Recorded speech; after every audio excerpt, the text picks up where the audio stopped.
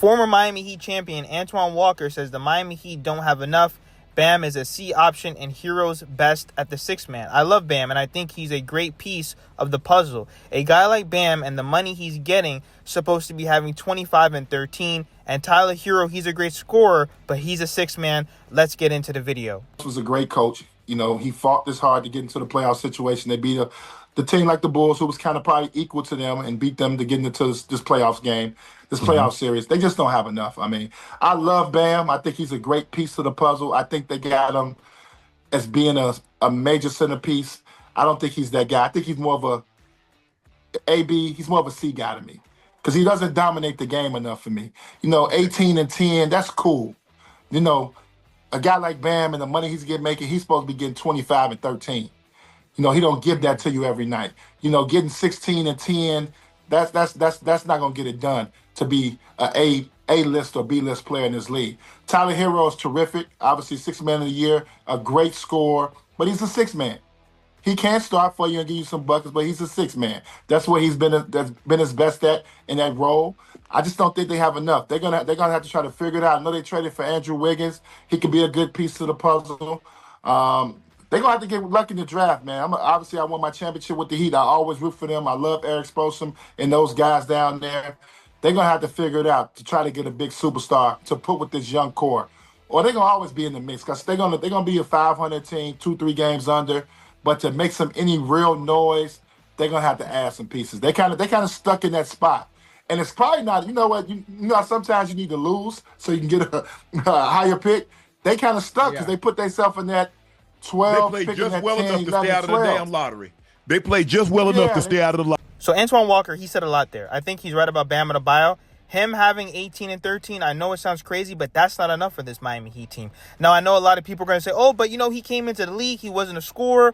All he was a rim runner and a defender, yes. However, we know what Bam Adebayo can do. And don't get me wrong, I still think that this Miami Heat team has set Bam up for failure.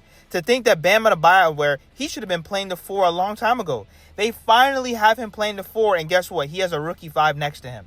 Ever since the 2020 bubble, he has not had a legitimate big man next to him. Yeah, he's had some decent big men like Dedmon and Thomas Bryant, but those guys couldn't play next to Bam, especially with the floor spacing. All I'm saying is we've seen what Bam Adebayo can do. We've seen 30-point games. We've seen him take people off the dribble. My biggest thing with Bam is when you have a mismatch, take advantage of it. We are looking to you as one of the top guys. You're getting paid the top money on the team. I'm going to need a little bit more offensively. Sometimes Bam's not looking for his shot. I know people are saying, yeah, but he doesn't have a playmaking point guard to set up the table for him. Guess what? There's no excuses. When you're the captain, when this organization crowns you as the guy, the Heat culture guy, you need to lead this team offensively and defensively, especially when you're either making max money or close to max money. Why do you think we cooked Tyler Herro with the whole defensive thing? Yes, he's a great offensive player, but as we can see, when the defenses really hone in on him, when the defense really puts lengthier guys on him to really take him off of his game, they're going to cook him also defensively. Everyone cooks Tyler defensively, and they blame him for being cooked on the defensive end. So just like how we blame Tyler for the defensive issues, we have to also blame Bam for the offensive issues. Bam and Tyler, they are not number one options by any means for the offensive side of the basketball. I think that Bam, he's a good third option.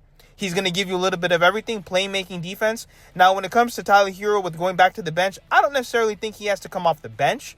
Has he seen his best success off the bench? Yes and no, because this season he was an all-star starting.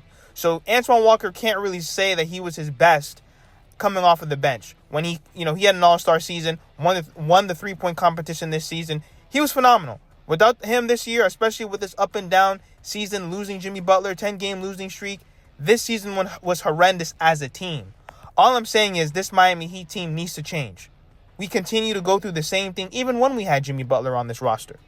We even have Barry Jackson speaking out. He's saying for the second straight year, we implore them to make major changes and not believe that Spo working in the gym, culture, health, and continuity will fix everything. And he's right. We have been in the play-in tournament for 3 seasons in a row. This Miami Heat team can't crack 90 points. We finally got a 1 point of attack defender. I mean, Drew Smith went down, and now we have, Davion Mitchell, but that's still not enough. We have a lot of one-dimensional guys on this roster. This Miami Heat team needs talent, okay? Yes, we've been to the NBA Finals. Yes, we've been to the Eastern Conference Finals. But we cannot continue to set up this team for failure every single season while all these other teams, whether or not they win the championship or not, they are getting talent on all these other rosters. The Knicks, the Cavs, the Celtics, and the list goes on. The Miami Heat need to change up something. Think about it. You're telling me that Eric Spoelstra's offense has been terrible for 3 seasons in a row and nothing's been done about it? Yes, a lot of things didn't go our way. Kyle Lowry, Terry Rozier, injuries, and everything like that. But there's still foundational mistakes. Bad asset management. We're out here just giving away first-round picks to get off of people. Bad asset management has been a thing for this Miami Heat team for 3 seasons in a row. Or at least throughout the Jimmy Butler build. So once again, bad offense. We can't score 90 points. Something needs to change offensively. Eric Spoelstra either needs to get an offensive-minded assistant coach. Something needs to change. I understand that we don't have the best offensive players. That comes down to talent.